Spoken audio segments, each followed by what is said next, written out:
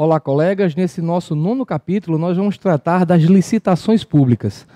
Conforme nós já comentamos em momento anterior do nosso livro-aula, a busca pelo melhor contrato, a busca pelo lucro, a busca pela economicidade, pela eficiência, é algo natural nas empresas privadas. Naturalmente, os diretores, os gerentes, os administradores vão tentar buscar o que seja melhor para estas empresas. Só que quando a gente fala do poder público, às vezes a gente sabe que, infelizmente, o poder público acaba sendo capturado por interesses privados. Características típicas do que nós chamamos lá no capítulo relativo à reforma do Estado, nós chamamos de administração patrimonialista, aquela administração em que os gestores, o poder público trata os órgãos, os agentes, ou melhor dizendo, toda a estrutura como algo que pertence ao soberano. Pertence e ele pode fazer o que ele bem quiser. Ele pode agir da maneira que ele bem entender, porque ele é representante divino na Terra. Claro que a administração pública foi evoluindo, mas essa característica de o poder público querer firmar contratos para beneficiar correligionários, para beneficiar parentes, isso ainda permeia, infelizmente, a administração pública em diversos países do mundo, e no nosso país fala-se que esse problema é ainda mais grave. Então, dentro dessa linha de raciocínio, foi criado um instituto típico do Estado burocrático, lembrando que, como nós comentamos na parte relativa à reforma do Estado, quando se fala em burocracia, muitas pessoas falam com sentido pejorativo para lembrar do excesso de burocracia, do excesso de papéis, de carimbos, de guias, mas a burocracia foi uma grande evolução da administração brasileira num determinado momento. Foram criados institutos que reforçam o controle sobre os administradores públicos para evitar práticas típicas do patrimonialismo. Um foco, é verdade, muito grande em processos, em procedimentos, sem atentar tanto para os resultados, o que levou, inclusive, a uma nova onda reformista na busca do Estado gerencial.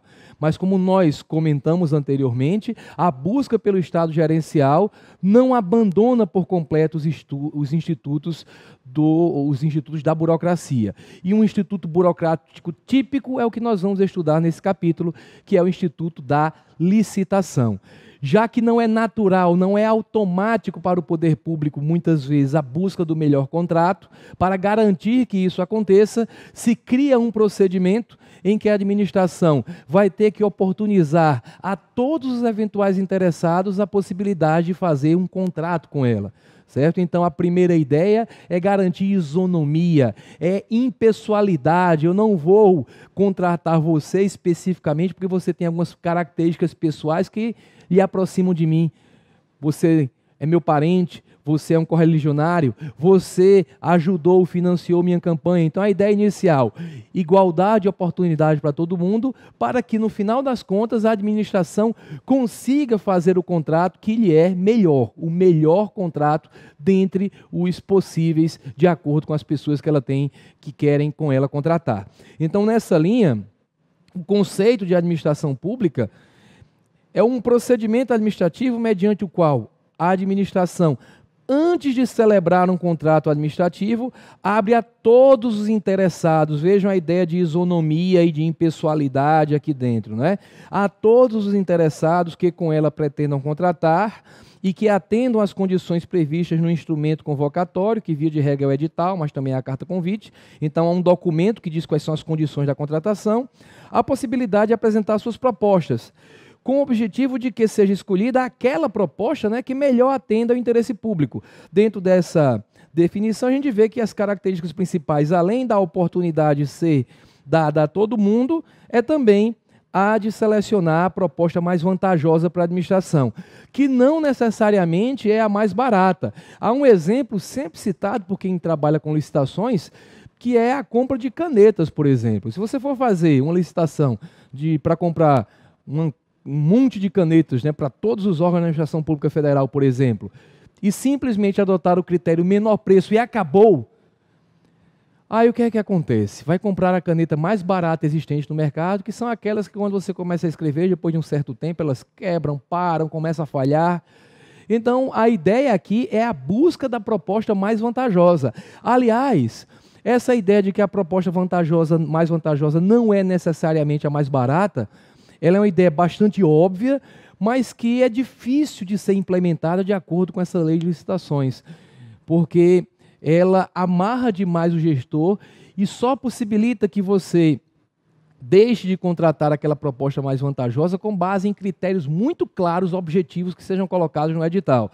Então, nós vamos verificar que a regra é a contratação pelo menor preço, apesar de existirem outras espécies, outros tipos de licitação, como técnica e preço, ou melhor técnica, mas como vocês vão ver, mesmo no critério melhor técnica, mesmo no tipo, como é chamada a questão do critério, né, o tipo melhor técnica, há uma interferência pesada do preço para a contratação final. Isso com base naquela ideia burocrática de tentar evitar o superfaturamento, tentar evitar esses acordos nefastos que a gente ainda hoje escuta que aparecem na administração pública brasileira. Então, dentro dessa linha de raciocínio, quero que vocês percebam que a ideia é o melhor contrato. Ao menos na teoria, numa prova subjetiva, numa prova objetiva, a gente vai dizer que a administração busca a proposta mais vantajosa, que não é necessariamente a mais barata. Mas, na prática brasileira, em muitos casos, é muito difícil deixar de contratar a proposta mais barata. Mas, em prova, vamos falar sempre que a busca é da mais vantajosa.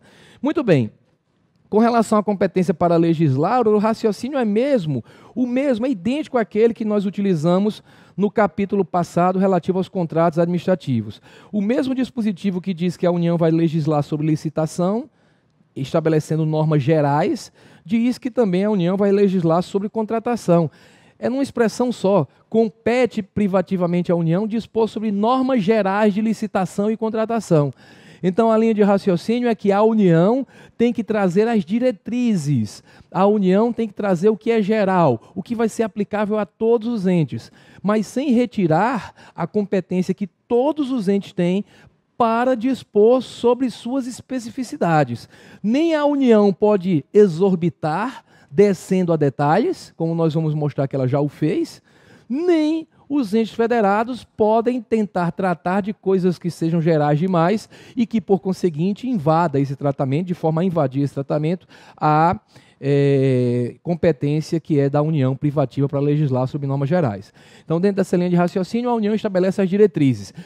É óbvio que é muito difícil você conseguir dizer com absoluta precisão, não dá para medir com uma régua exatamente o que é geral, a partir de que ponto uma norma está se tornando específica.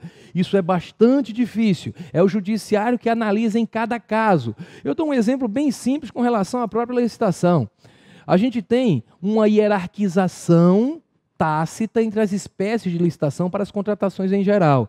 Aquela ideia de que valores pequenos são contratados mediante convite, valores medianos contratados mediante tomada de preço, valores elevados contratados por meio de concorrência.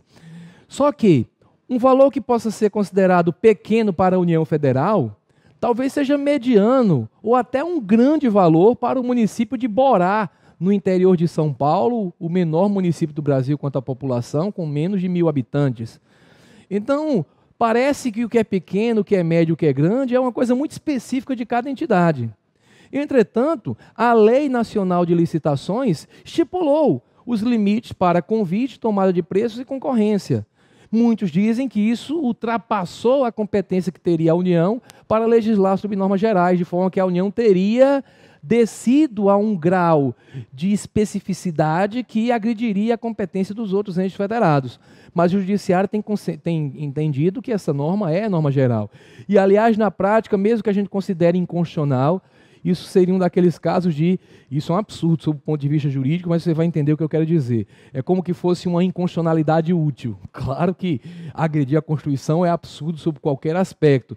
Entretanto, inconstitucionalidade útil porque quem trabalha com isso, e diuturnamente eu analiso o processo de licitação no Ministério Público, quem trabalha com isso sabe que se os entes menores tivessem a oportunidade de disciplinar esses valores, eles colocariam tudo para ser dispensa de licitação ou, no máximo, para ser convite, para que ficasse mais fácil até, por questões até práticas, digamos assim, para fazer mais rápido, sem muita burocracia, ou, o que é pior, para facilitar que eles contratassem que eles bem quisessem.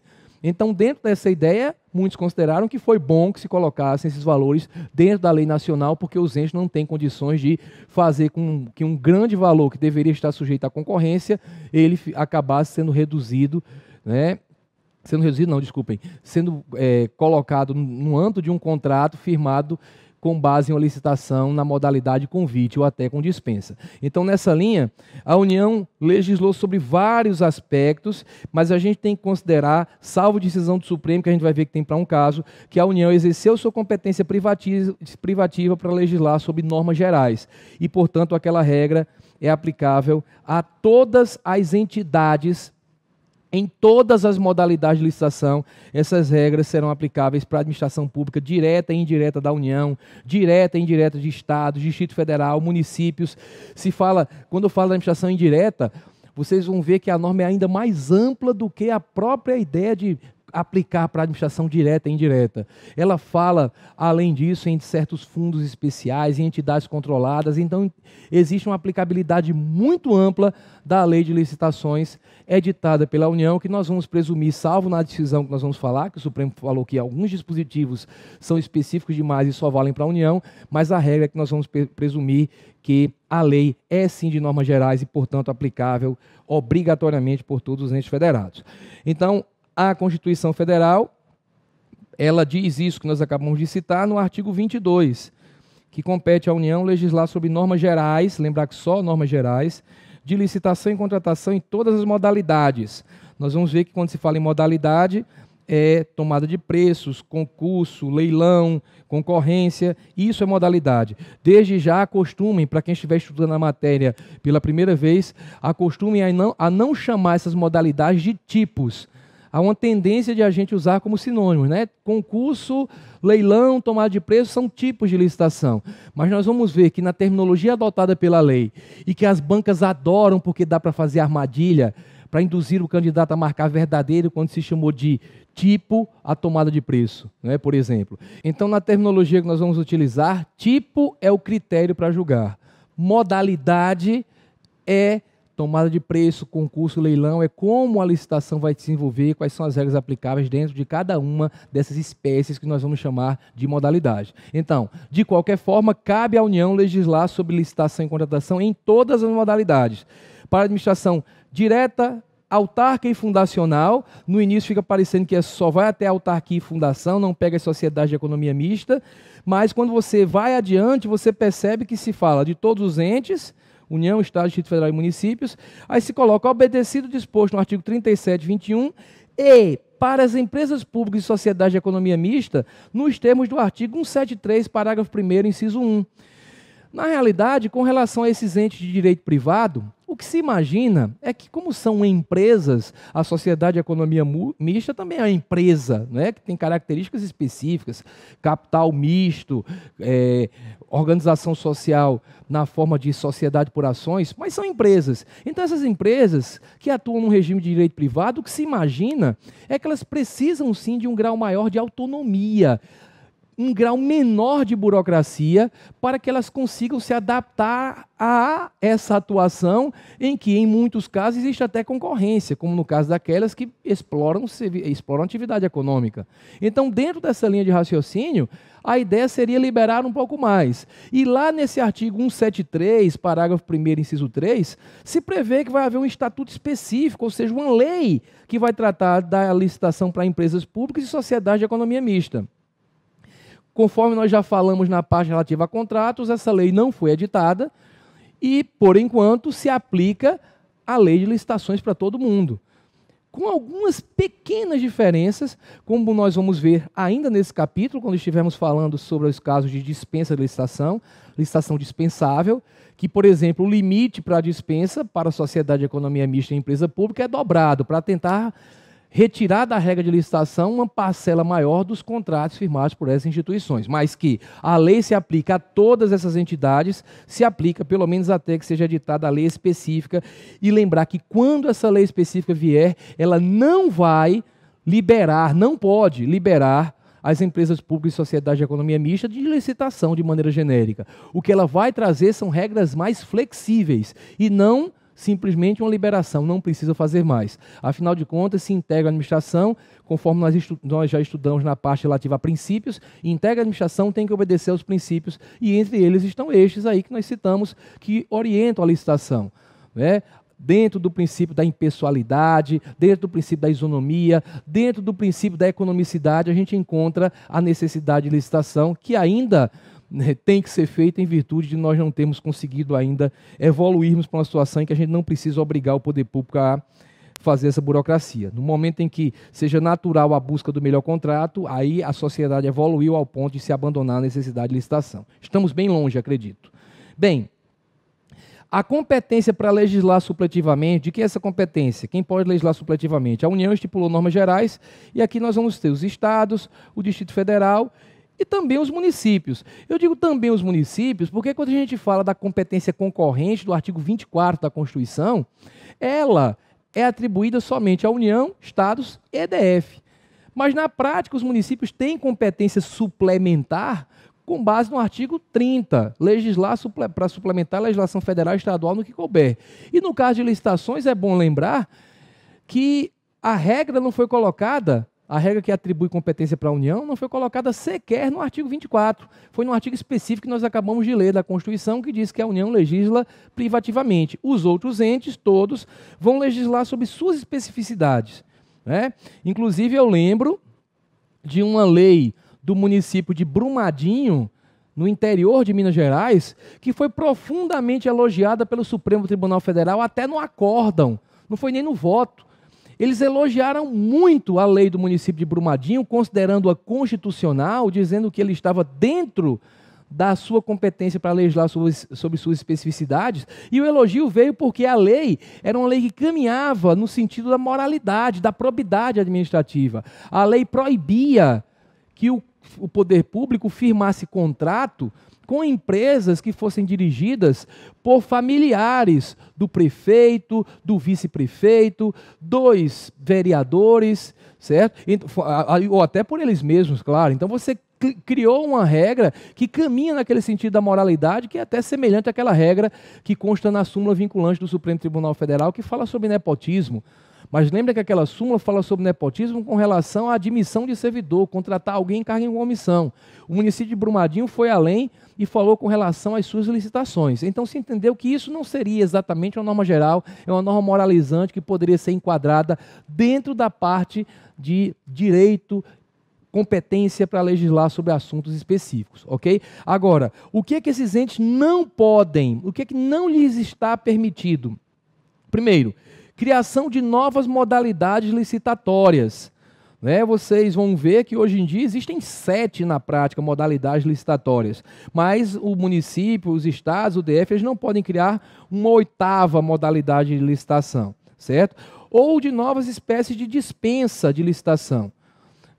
Há aquele caso famoso do Distrito Federal, que editou uma lei prevendo a possibilidade de o poder público do DF adquirir, na realidade ele não usava a palavra adquirir, ele falava em receber mediante dação em pagamento, bens, materiais em geral, para quitação de crédito tributário.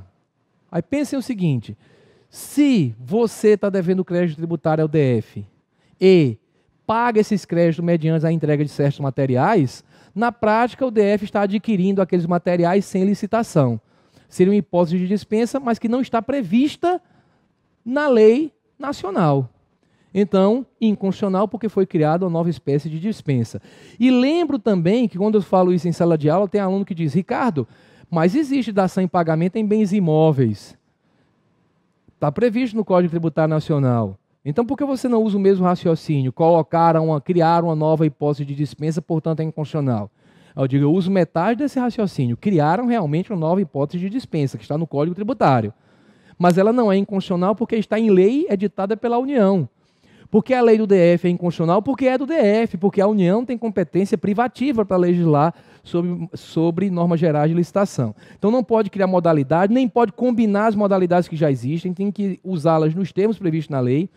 Também não pode criar novos tipos de licitação, como eu falei para vocês já nesse bloco. Tipo é o critério utilizado para julgar a licitação, tá? ou de critério de julgamento, né, das propostas. E também não pode haver a redução dos prazos de publicidade ou de recursos, porque cada procedimento de licitação, em cada procedimento são previstos prazos para que o poder público publique os instrumentos da licitação, edital e diversas outras decisões que ele toma. Também prazos para que o particular recorra. O que acontece é o seguinte: o poder público não pode reduzir esses prazos, né? O prazo em que a matéria deve ser publicada, e principalmente os dos recursos. Diminuir prazo para recurso é diminuir a competitividade, diminuir a possibilidade de controle por parte do jurisdicionado. Se ele quiser até aumentar o prazo, tudo bem, porque tem um prazo mínimo lá. Mas conceder prazo menor, aí isso não pode ser feito conforme já decidido pelo judiciário. Muito bem. Quanto à obrigação de licitar, a regra está colocada no artigo 37, inciso 21 da Constituição Federal, e percebam que a Constituição autoriza a que a legislação crie exceções, porque antes de enunciar a regra, a Constituição ressalva casos especificados na legislação.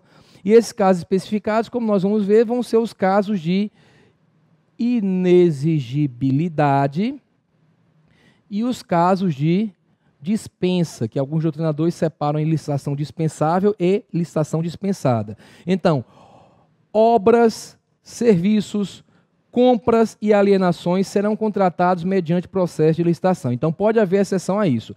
Lembrar que esse serviço aqui é serviço que a administração contrata com particular, para que seja prestado a ela a administração. Então, são serviços prestados à administração, serviços que são privados, certo? Porque, como nós vamos ver, no caso de serviço público, o raciocínio é diferente. O poder público vai delegar a prestação de um serviço público a particular, a concessionários, permissionários e autorizatários, e no caso dos dois primeiros, né, concessão e permissão, tem que haver licitação.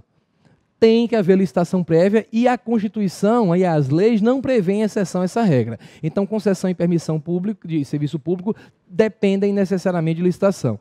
O que pode ser ressalvada é a licitação que não tem a ver com esse tipo de serviço, né? Obras, compras, alienações e serviços privados prestados à administração. Todos serão contratados mediante processo de licitação pública que assegure, vejam os princípios aí aparecendo, igualdade de condições a todos os concorrentes, com cláusulas que estabeleçam obrigações de pagamento, mantidas as condições efetivas da proposta. O poder público tem que se vincular ao que ele propôs, ao que foi colocado no edital.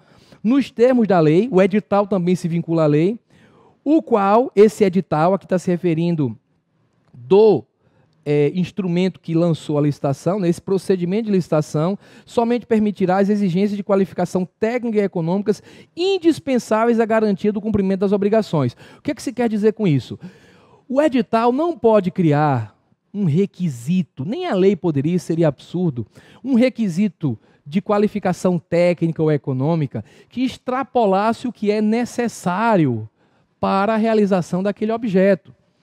O poder público vai calçar uma rua, tem um orçamento, suponham, de R$1 milhão, e ele coloca no edital que só podem participar da licitação empresas que tenham patrimônio líquido de pelo menos R$1 bilhão e que já tenham feito usinas, isso, aquilo, outro. Para que isso?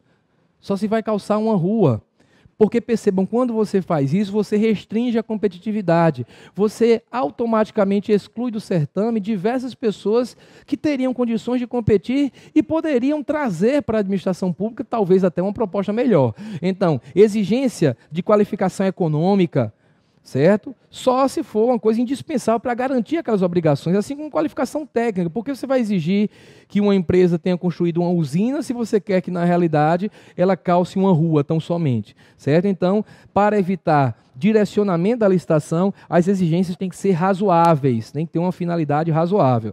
Como eu avisei para vocês, no que concerne a serviços públicos, prestação de serviços públicos, o poder público o faz diretamente ou sob regime de concessão ou permissão, que são modalidades de delegação, não é? Aqui só se fala em concessão ou permissão, porque para autorização não precisa licitação. Agora, concessão e permissão é sempre através de licitação. Lembrar que quando a gente fala o poder público pode prestar o serviço diretamente, Isso não significa necessariamente pela administração direta. Eu falei disso quando a gente tratou da parte de contratos administrativos.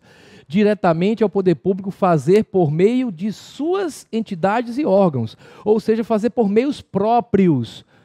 Ele, por exemplo, se ele criou uma empresa pública, uma sociedade de economia mista e resolve prestar o serviço por meio dessa entidade, que é o que a gente chama de outorga, e isso será o poder público prestando o serviço diretamente, apesar de ser uma entidade de administração indireta. Por isso, eu já falei algumas vezes para você que a terminologia que seria mais adequada seria chamar de administração centralizada e descentralizada. Mas, quando se falar administração direta, a prestação de serviço público é direta. A prestação indireta é essa que a gente vai estudar na parte relativa a serviços públicos, que é simplesmente a prestação de serviço mediante uma delegação ao particular, que tem as 3 modalidades dessa delegação que nós já citamos, certo? Então, nesse capítulo nós vamos nos ater à licitação para outras coisas, certo? Não para concessão de serviço público, isso aí vai ser estudado na parte de serviço público. Como eu avisei para vocês, nessa ADIM em 1917, foi aquela ADIM relativa ao Distrito Federal, foi a ADIM que o Supremo considerou inconstitucional lei do DF, na Unidade Federativa, que permitia que pequenas empresas pagassem seus débitos tributários por meio de dação em pagamento em materiais para a administração. E isso foi considerado uma nova hipótese de dispensa de licitação, porque ela iria adquirir a licitação sem esses materiais. Lembrar que existe no CTN, Código Tributário Nacional, o artigo 156, inciso 11, o caso de dação em pagamento em bens imóveis, e isso aí é considerado válido porque foi colocado uma lei de caráter nacional. No caso do DF, mesmo sendo uma coisa interessante, pequenas empresas, mas esse benefício não foi aceito. Inclusive, é bom lembrar que essa hipótese até subverte a lógica da lei de licitações. Como eu acho que até a hipótese do CTN também a subverte, mas raciocine comigo. Pela lei de licitações, para você participar do procedimento, para que sua proposta seja analisada, normalmente você tem que comprovar que não deve tributos. Você chega lá com um punhado de certidões, não devo tributo na esfera federal, estadual, nem municipal, porque senão você vai ser eliminado, você não vai ser classificado, sua proposta sequer vai ser vista. Agora, se a gente utilizasse o raciocínio adotado lá no DF, aconteceria o contrário. Quem tivesse em débito com a Fazenda Pública, ao invés de ser eliminado, ia ter prioridade na contratação, porque poderia pagar aquele débito mediante dação em pagamento, e na realidade estaria vendendo, né, alienando bens, ou a administração pelo menos estaria adquirindo bens sem licitação. Então quem sequer poderia participar da licitação acaba sendo o sujeito que vai fornecer aquilo para a administração. De qualquer forma, o Supremo considerou a norma inconstitucional, então não é válida. Lembrar que dação em pagamento em bens imóveis, apesar de a elas serem aplicáveis as mesmas críticas quanto a dar privilégio a quem está devendo, ela tem o outro lado, o lado bom, de administração, que poderia até nunca receber aquele valor tributário poderia vir a prescrever, a administração vai receber alguma coisa que é do seu interesse. Ok? Bem, quanto às pessoas obrigadas a licitar, a decisão do Supremo Tribunal Federal falando que os serviços sociais autônomos, que estão SESI, SESC, SENAI, existem diversos outros, como a gente já citou na parte de organização da administração, eles, por não integrar a administração pública direta nem indireta, não serem entidades controladas também pelo poder público, atualmente isso já foi diferente. O Tribunal de Contas da União diz que elas não estão obrigadas a realizar licitação. Falei aí Supremo, mas como vocês viram, Tribunal de Contas da União, vocês sabem que virou moda, principalmente nos concursos federais, a cobrança da jurisprudência do Tribunal de Contas da União, aliás, que é um tribunal que lida muito mais diretamente, entra no âmago da administração para analisar detalhes do procedimento licitatório. Então, dentro desse contexto, o TCU, analisando a norma, disse que essas entidades não se sujeitam ao controle do tribunal. Com relação a empresas públicas e sociedades de economia mista que desempenham atividade econômica, como a gente já citou em outro capítulo, no capítulo relativo à organização da administração, elas são obrigadas a licitar, mas a jurisprudência e a doutrina entendem, isso não está escrito na lei, mas é bem claro, que essa contratação que justifica, que faz com que seja necessária a licitação, só é aquela que envolva objetos meio dessa entidade, e não atividades fins. Claro que as atividades fins são sujeitas às regras comerciais comuns. Como o exemplo que citei anteriormente, na parte de organização da administração, acho que é bem claro. Claro que o Banco do Brasil, quando vai abrir a conta corrente de uma determinada pessoa, ele celebra um contrato, há um contrato entre Banco do Brasil e um particular. Mas esse contrato, obviamente, não depende de licitação. Seria surreal imaginar o Banco do Brasil fazer licitação para selecionar seus correntistas. Então, como isso é atividade fim do banco, aí ele não precisa fazer licitação. Mas se, por exemplo, ele vai adquirir computadores, isso não é atividade fim do Banco do Brasil, comprar computadores. Então o Banco do Brasil vai ter que fazer a licitação, claro, se não tiver um valor pequeno que justifique a dispensa nos termos legais. Então lembrar, empresas públicas e sociedade de economia mista se sujeitam à licitação no que concerne à sua atuação na área meio. Com relação às atividades essenciais, sua atuação junto ao mercado, esses procedimentos não estão sujeitos à licitação. Com isso a gente conclui esse bloco. No próximo a gente continua falando do Instituto. Até lá. Tchau, tchau.